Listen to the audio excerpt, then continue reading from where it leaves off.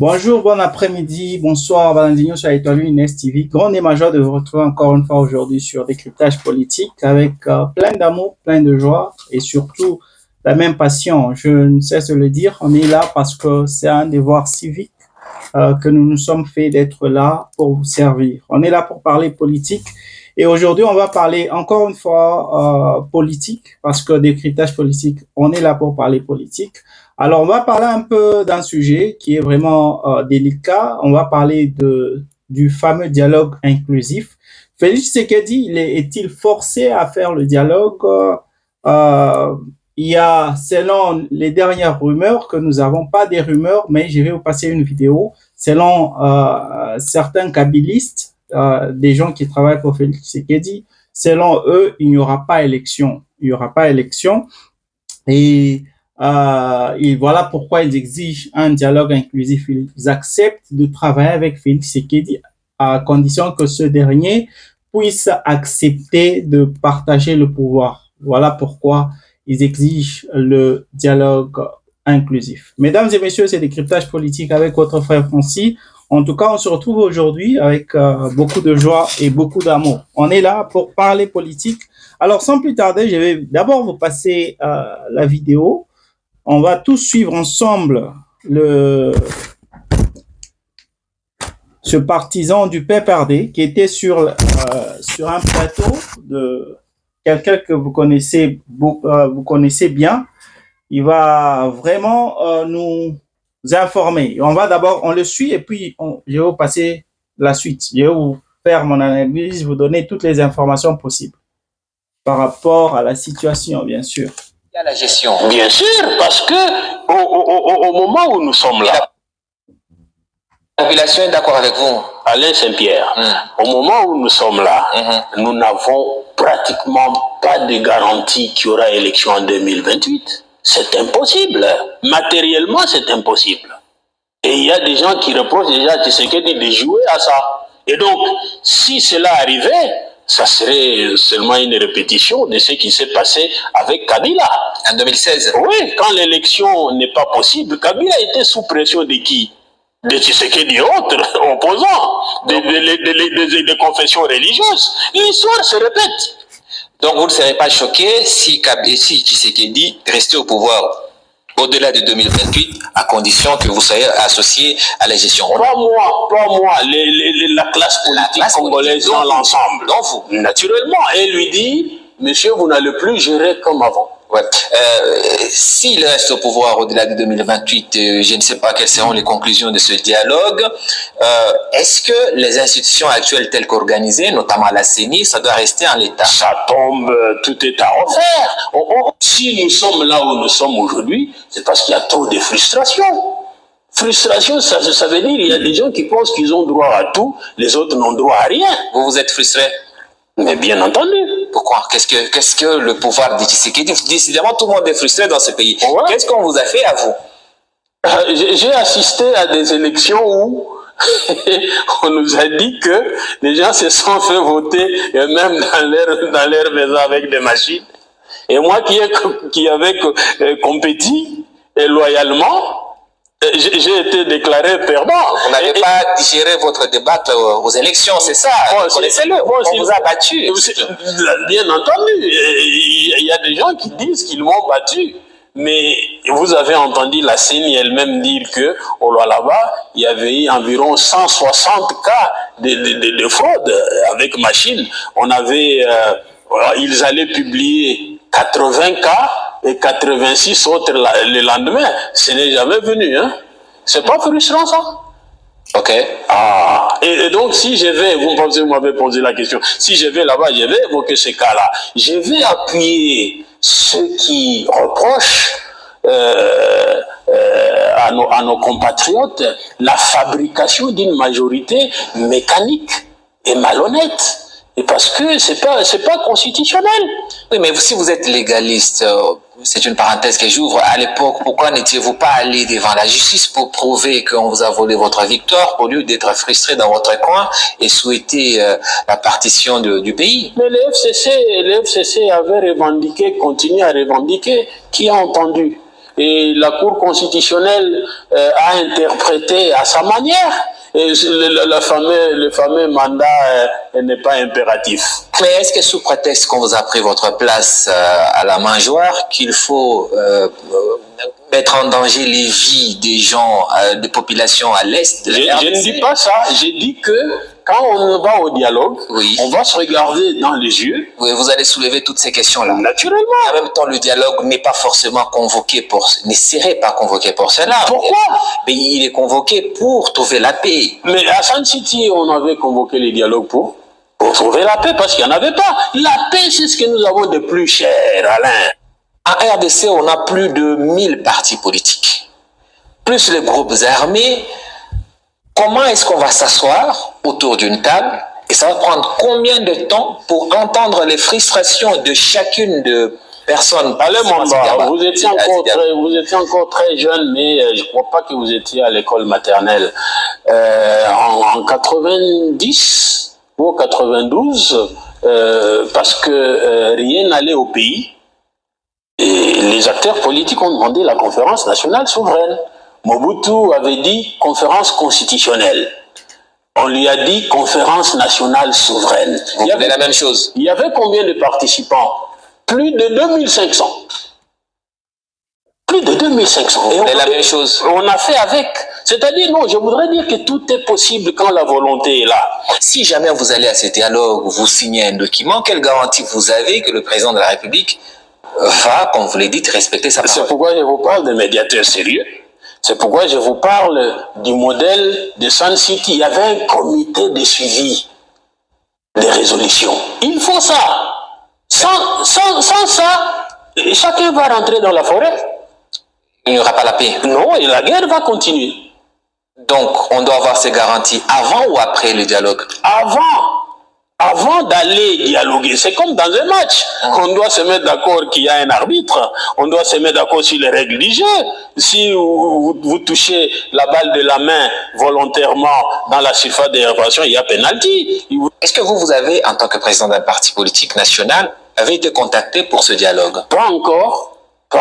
Et pour moi, ça serait frustrant que je ne sois pas contacté, parce que le pays nous appartient à tous, nous avons tous si le parti de Tshombe n'est pas invité, vous serez frustré? Mais bien entendu, parce que nous avons une recette. Et par le passé, nous avons démontré notre capacité à réunifier le pays. Et on ne le dit pas assez, peut-être par mauvaise foi, mais nous avons prouvé par notre père fondateur que nous pouvons transcender nos divergences au nom de la paix et de l'unité nationale. Tshombe n'a pas une réputation d'un unificateur, il a plutôt une réputation d'un sécessionniste. Oui, vous nous racontez quoi, honorable? Je raconte qu'il y a des gens de mauvaise foi, et même des ignares, ou même de ceux qui veulent cacher la vraie histoire du pays. La vraie histoire du pays, c'est que Tshombe a fait sécession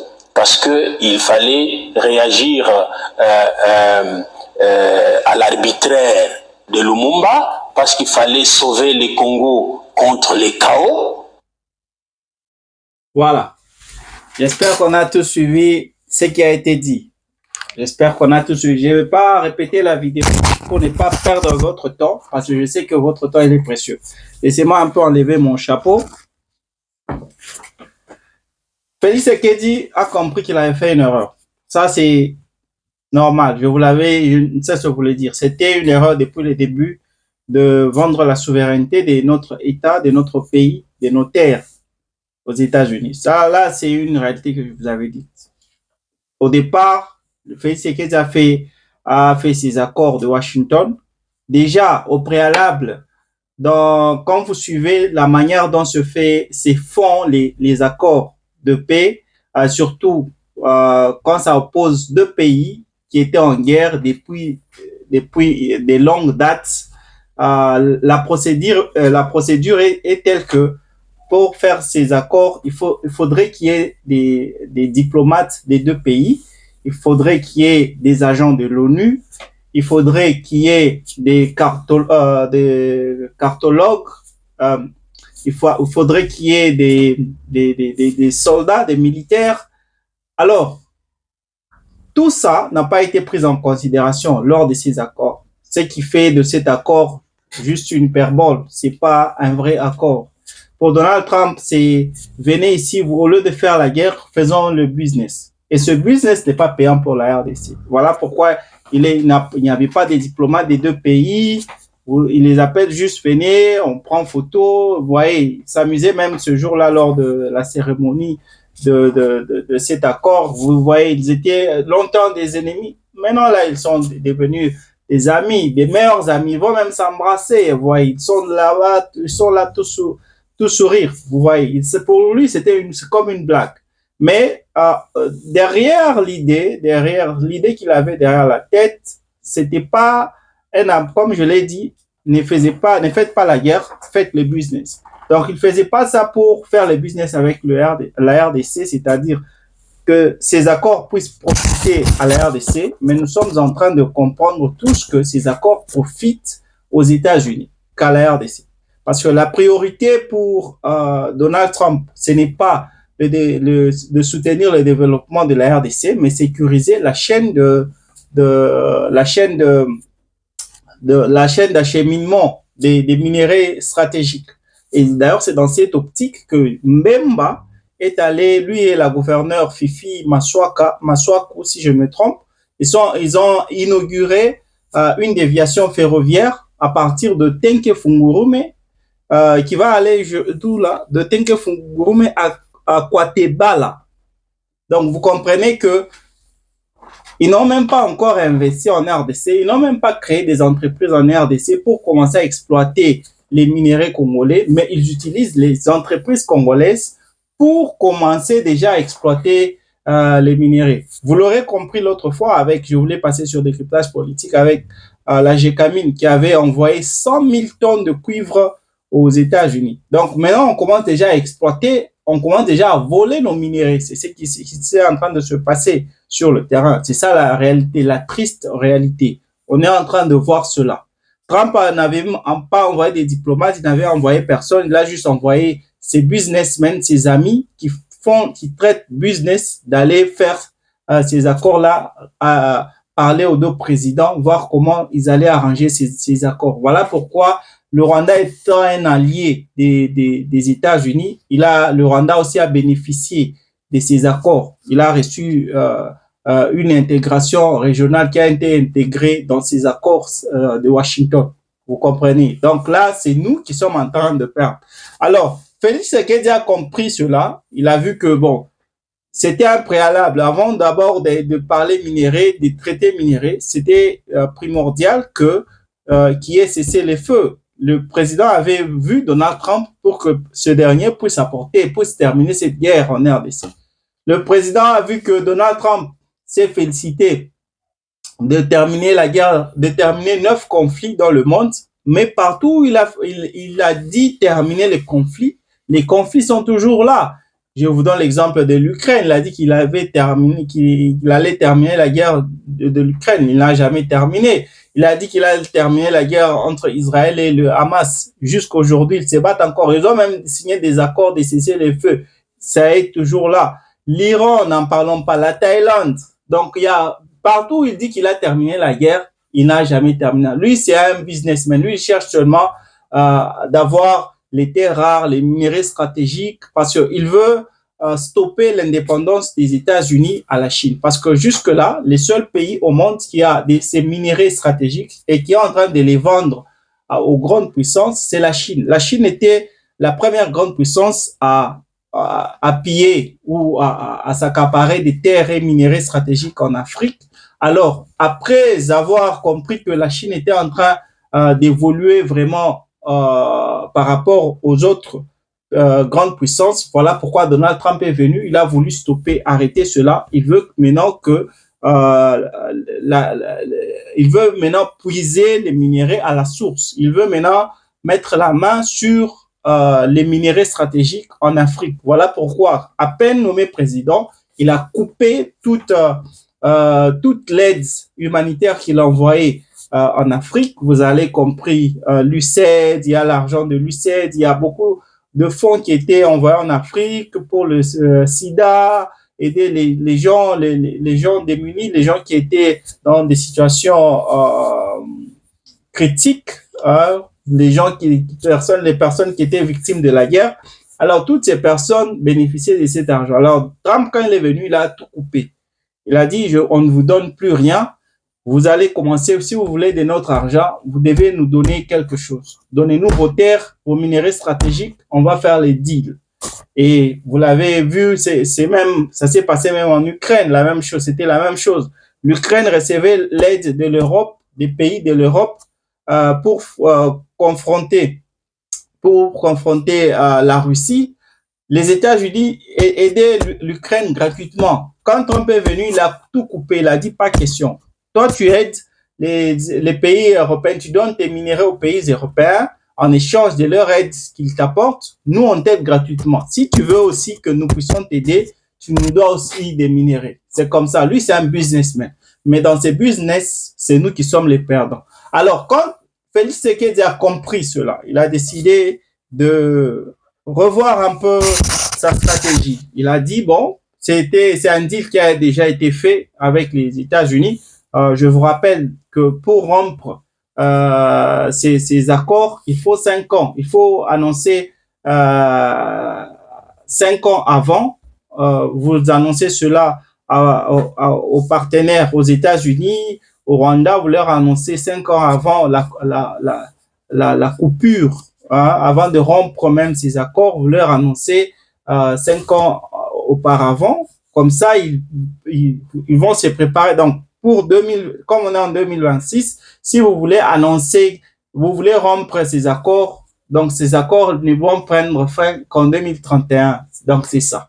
Donc, il a vu que c'est lui le perdant dans ces accords. Voilà pourquoi il a décidé de recourir à Joao Lourenço. Je voulais d'ailleurs annoncer, il a visité l'Angola 2 fois cette année, le 5 et le 9 janvier. Il a été en Angola, où il a rencontré le président Joao Lourenço. C'était sur invitation de Joao Lourenço. Ce dernier, je voulais annoncer sur exclusivité sur Décryptage politique, il avait rencontré Joseph Kabila. Joseph Kabila voulait lui parler parce qu'il avait une proposition à lui faire pour porter une paix durable à l'est de la RDC. Alors, après avoir côtoyé Joseph Kabila, Joao Lourenço a appelé Félix Tshisekedi pour traiter et annoncer cette lueur de dialogue qui se profile à l'horizon.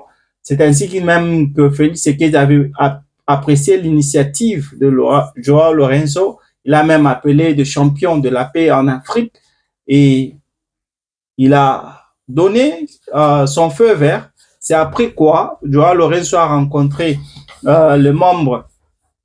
les représentants de la CENCO et de l'ECC après les avoir rencontrés. Donc, il y a ce dialogue qui se profile. Après, à part Joao Lourenço, il y a le Qatar et le Togo qui aussi sont en train de travailler ensemble pour promouvoir la paix et la stabilité en RDC. Ils ont lancé d'ailleurs les invitations à Kinshasa et à Goma. À Goma, nous voyons les M23 et à Kinshasa, nous voyons le gouvernement congolais pour discuter des 6 protocoles de paix entre le gouvernement congolais et le M23. Le ministre d'État qatari a rencontré le président togolais, son nom c'est Fort, il a rencontré pour parler des prochaines étapes, étapes. Mais il n'y a pas que le Qatar et le Togo, il y a aussi Paris, voilà la France, qui s'est aussi invité. Selon la France, on a pu côtoyer, on a pu suivre le discours du ministre des Affaires étrangères français qui a dit que, selon lui, le dialogue est le seul moyen par lequel on peut aboutir à une paix durable. Il a appelé le dialogue, il a appelé à une ouverture du dialogue ce 19 janvier. Il a dit, selon lui, il a présenté comme complémentaire, ce dialogue est complémentaire au processus de Doha et Washington et à la médiation africaine. Donc, vous voyez que tout le monde aujourd'hui veut du dialogue. Tout le monde réclame le dialogue. Vous comprenez?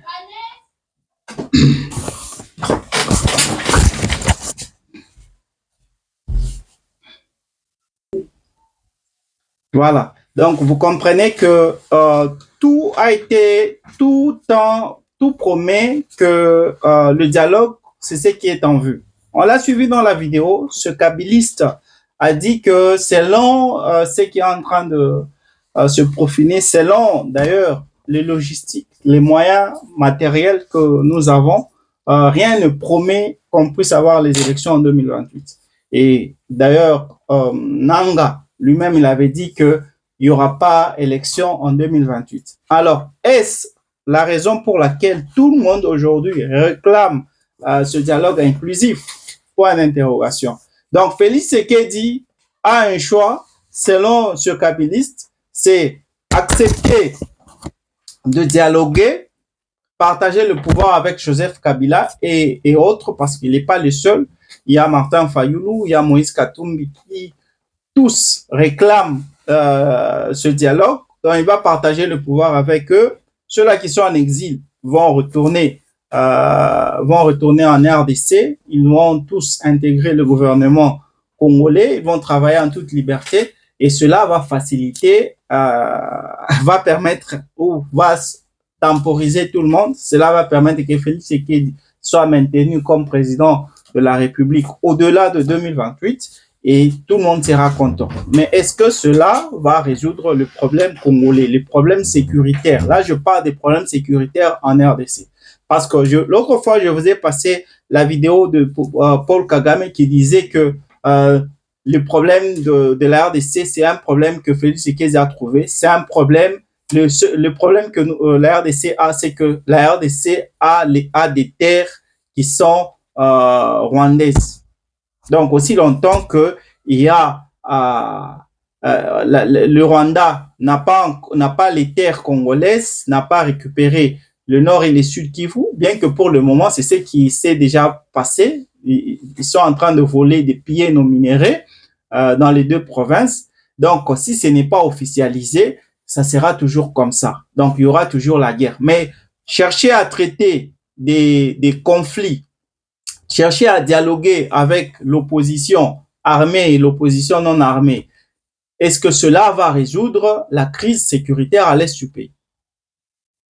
Le Rwanda, lui, se dit que lui, il se fie au dialogue parce qu'il y a des problèmes déjà, il y a des conditions qui ne sont pas réunies pour que même ce fameux dialogue puisse avoir lieu. Le Rwanda, on a contacté le Rwanda pour dire est-ce que si on vous invitait dans ce dialogue inclusif, vous allez venir? Non, nous, on se fie au dialogue de Washington. On n'a pas de problème à venir encore faire d'autres dialogues.